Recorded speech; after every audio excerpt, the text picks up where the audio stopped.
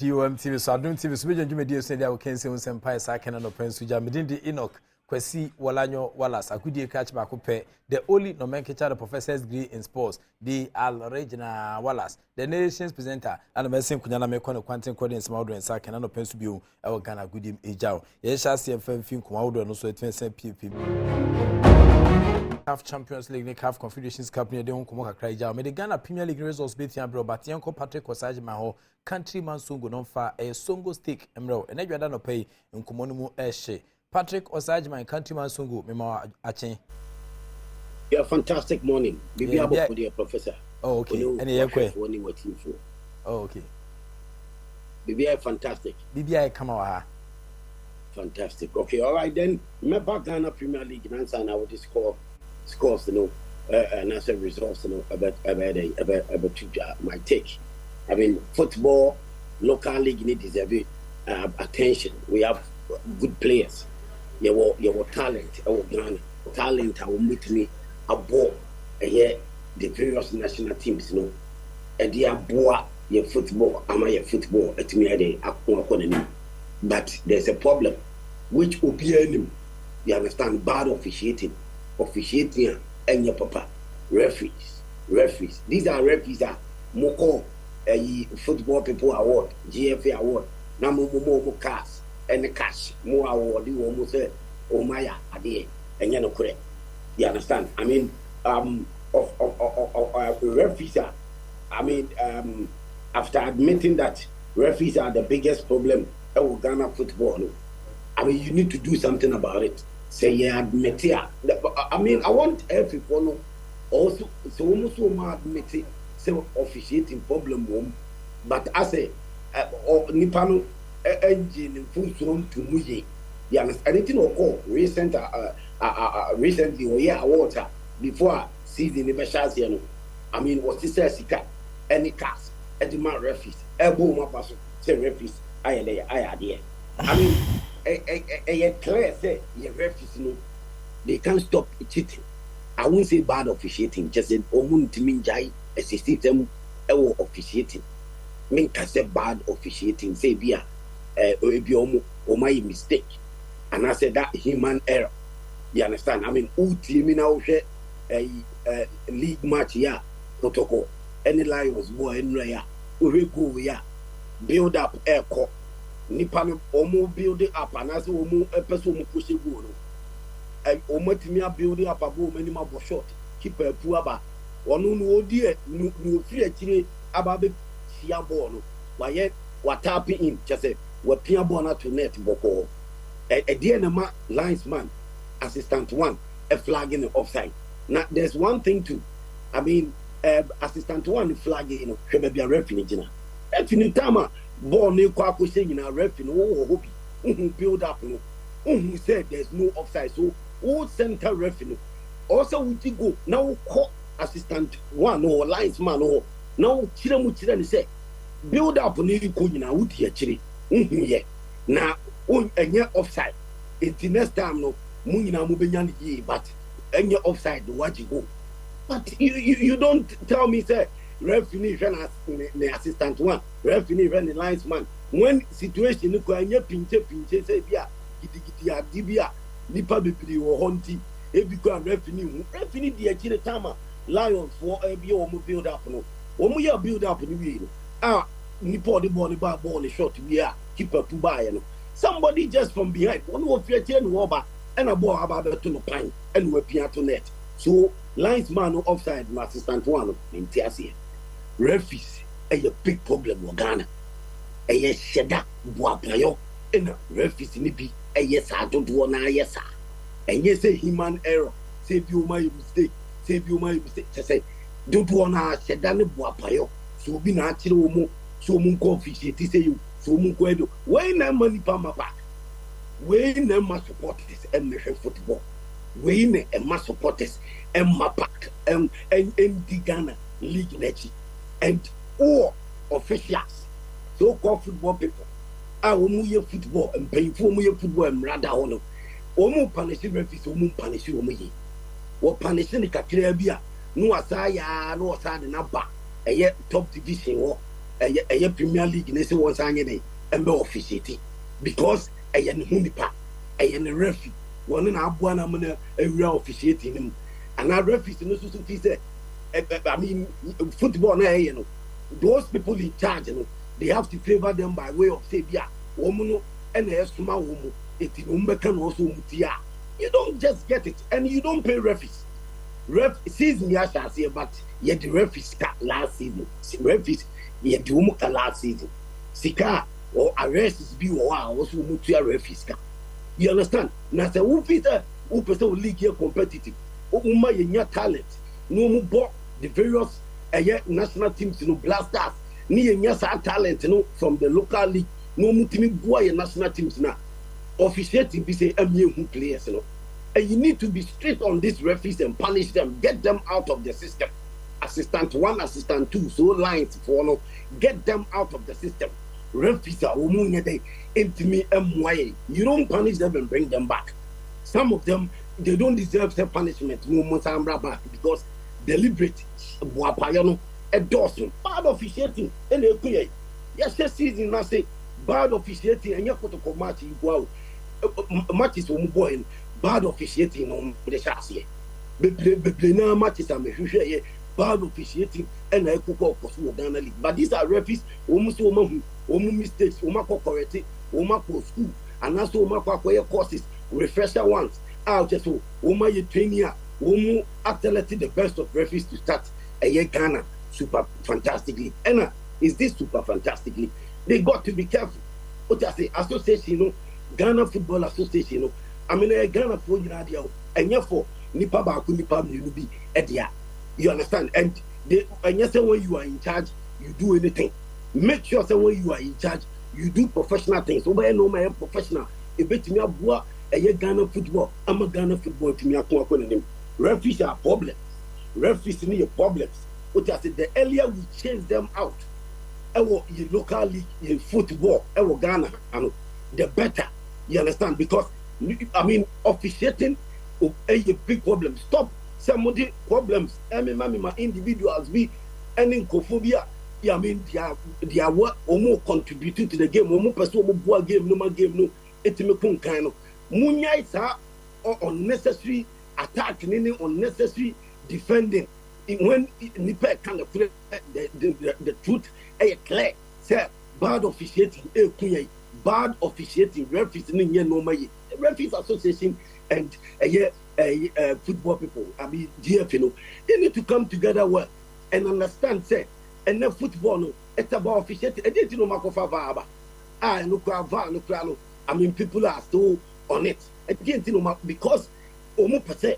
You're not fair officiating, you're not game no clean and fair. So say Yakofa Va Traba football mutia. Then that means that football it deserves better officiating when two teams are boy. Ghana has a still referees a behavior say an echo.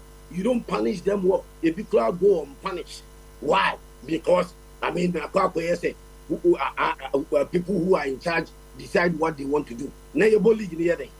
Any your body near the Cassia Bobo near Perugia, what train ye, or yet Ujina Nasu, I will bet me a book me. I mean, I will bet me a shake. Yan Cassia Pubia, Yaba, Yakukia Mano, Yan Modian Man, Unimbo, near the 3 points a mano, and any question here, Yaba party crowd. That is why supporters and decided to move my back. Supporters in my park because of some painful to me and Wrestle Women Referees Association, ever made the best of officiating. The best of referees. I won't bet me, I'll officiate it, Ujina Fimfia, Ujina line 1, Ujina line 2, or dinner could have been ever yakuman. Officiating a part of Ghana has stayed. Now, and no, and idea, and they say football, only thinking about foreign players, are the boggers or Yahoo Abuchi, I will manage you, woman, I will be a few quick, no. That is what they are only thinking about, so called football people. 80 women international team last night because I local and foreign not competition but me and the best out, you know. No foreign local teams in the league near Bonnie a bad officiating no man koi to man kasa to meeting person local boys don't want to be to my blasters, and that is wrong. What I say officiating koi or Ghana footballer, I mean you get the best out of these players the best out of these players. Ball Umbobami, you say yes, Omun ball, talent is good for the various national teams and the Blasters proper. Now officiating is very bad. And Coco, before I leave, I met to us when NBA 1 p.m. Adom TV, Fire for Fire. No, ball on the tournament, no, Ubia Oshi be a radio. Officials, no so woman Yansan, I will say a black with a blue blacky, or call assistant one or the linesman. Ubia only park in the so unsages, uncat ball no at the time, I able to make up assistant one walk away. That is so unprofessional. Also, only say caution or mutimi caution. You understand? But in here, assistant one year no page up flag, you know. A hano, when we say, baby, assistant one page up flag here. And you're offside, and in a more rushy, but that person are rushy and you're right. So we are official. Now be a wood training boys for touch, you know, not go la banner referee and yeah, now we park in this one, and you're fine. So park in this wababi, no, and yet referees, no, but the referees you said they are not more officiating, you know, it's not up to a point, and also to me come watch them now. Officiating assistant because officiating and a man for Park, you understand Parker for 4 to 1 hour bad officiating with himself because referee Riano, referee Sino, referee bias. So a better than a referee and I said a better than a supporters are proper. So I'm paying for no more punishing referees. When as a referee, when you're there, when you're good for the system, you get the referee out forever. And you're about to punishing outside the number. Yet the referees. Yama referees punishment as I do my bar. I'm young, sir. Referees and they say still not the same thing. Bad officiating, Nana. So, refereeing in Ghana is a very big problem. They say a very, very big problem. Referees association for any a year every follow.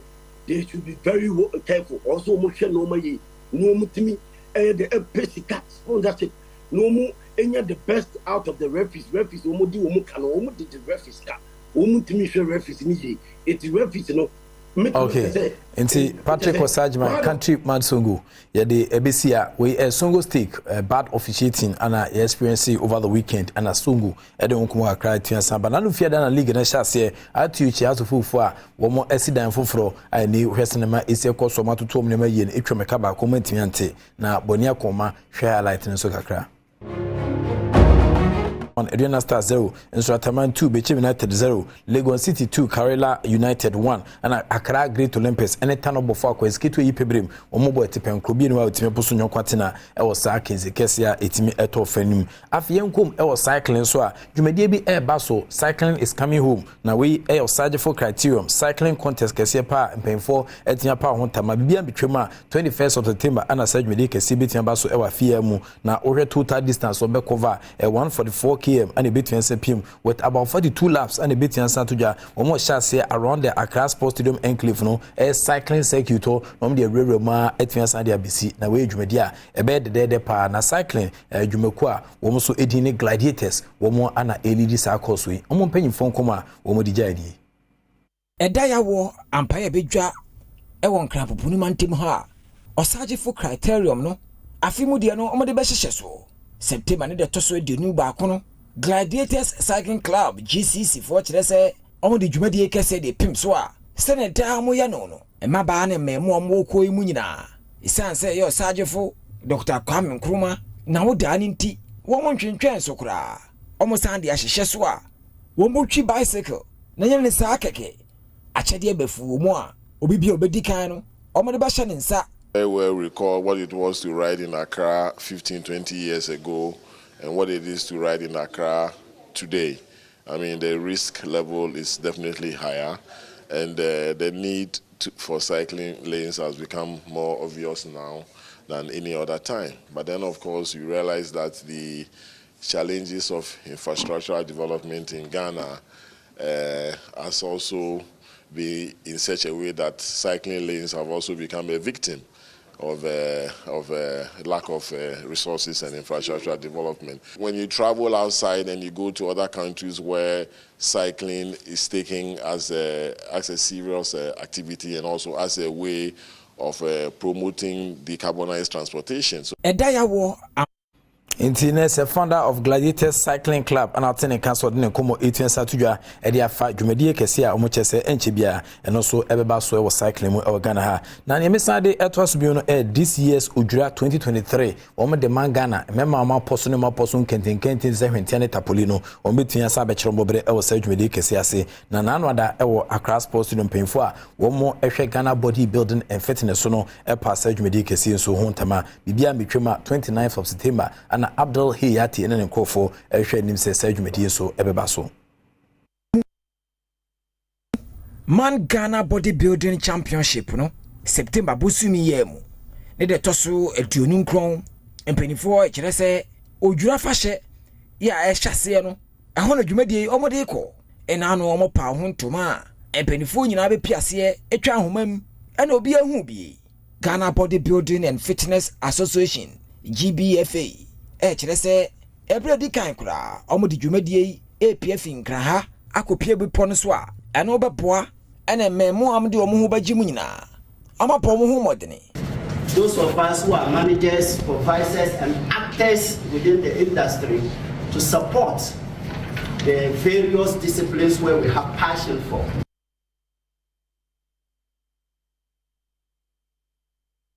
Inti odwani eche school for the blind ekropon honum babia ehona nyame adom odua festival no mo hwe nim se 29th of September no yede Ghana body and building fitness festival no kese pa between sapem se honi yiman Ghana ohwe mantia se benya adom abo nya matwofo na ya no mo soro kentene batoma se hwehwe ate se kebab sticks no da bi we nkofo na ne soro abo na se enso abo ne tekrema eda na num ne sinyina abobo nyame adom apani behwe se na dwumati no ebesi akoso we su na megina na media na nkoma debro awo kensim no ebetiensi Richoko medical culture desa say opesa start to dinner right there Richoko no betimi so shabo obetimi de nso nyunso abo ebetian abo amaniama etian kwedi ma we 3-in-1 omodian da so best start to dinner right in a Ghanaian way with Richoko nkwala no enye bi ebetian abo Richoko ne ani kan ho no say ne bo ne da fempa yo kese wo ho ana e wa dentem na fie oketo ho no so obetian for omodian da say obest start to dinner with Richoko abo adwuma too much sanso ana media dance dia ma se fisa bre kodie